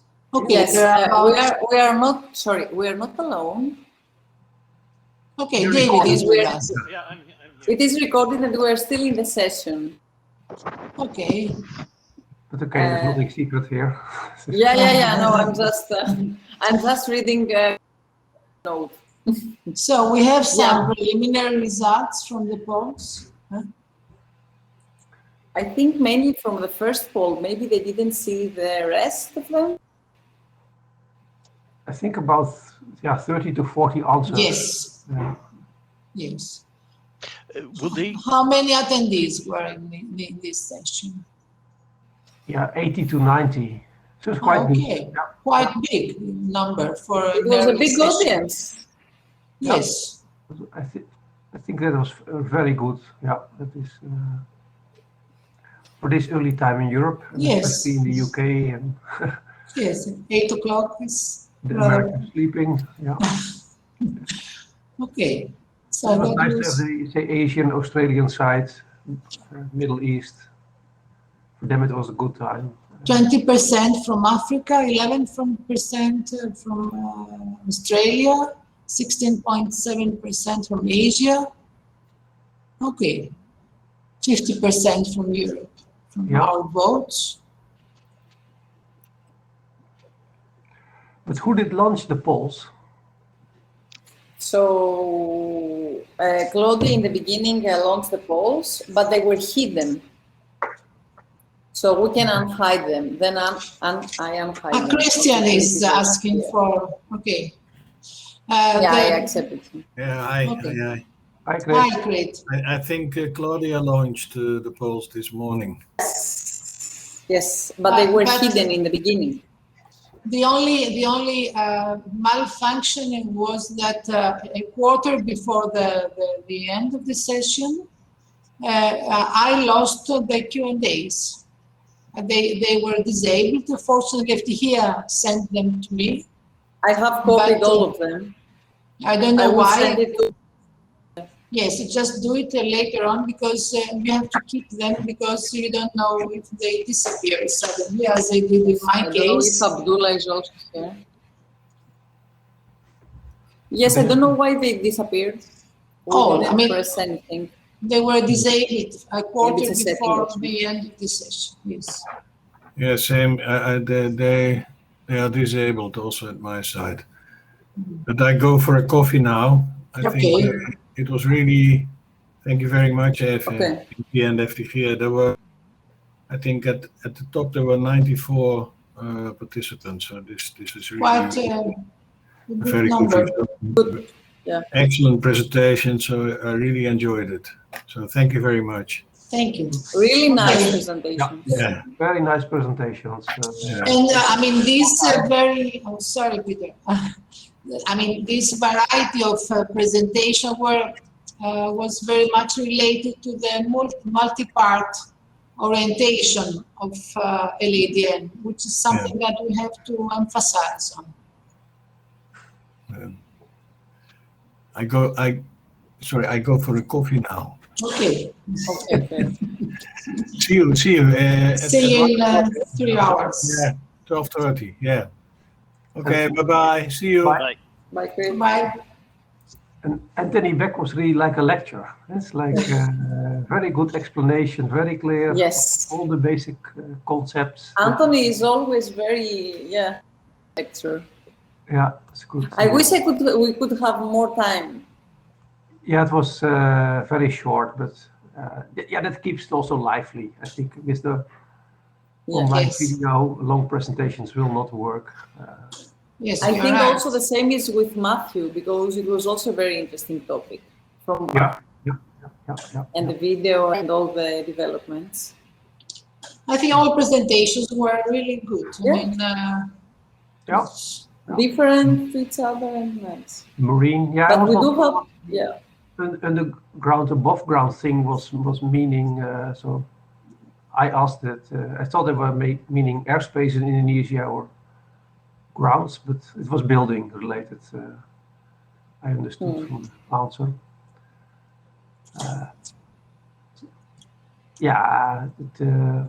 Really nice presentations. And after Gia, do you have all the PowerPoints, all the slides? yes. yes.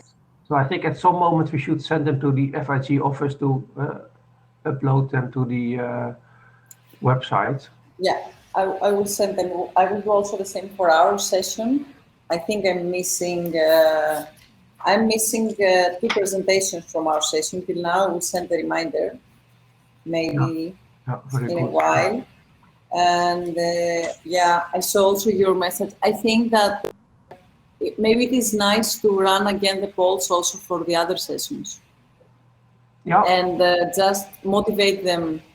I mean, okay, where are you from? It's a good one with the percentages, I think, but also the rest are of our interest in general. So I think we can keep them, and we can also add the other one that you mentioned in the email. At least in the next 2 sessions. Okay. Maybe, I don't know if it's necessary for the discussion. Maybe it's better to have the results at the last session. Yeah, it's nice to present the poll results in the last. Yes. So let's keep it for the other 2 sessions and then present them to the last session. Okay, gonna have a Good. coffee. Yes, we all need the coffee. Okay, see you in 3 hours. Yeah, see you. Okay, bye-bye. Bye. Bye. Peter, sorry, we'll have the meeting earlier. Έφυγε. Ναι. Καλά, εμείς τα λέμε και από κοντά.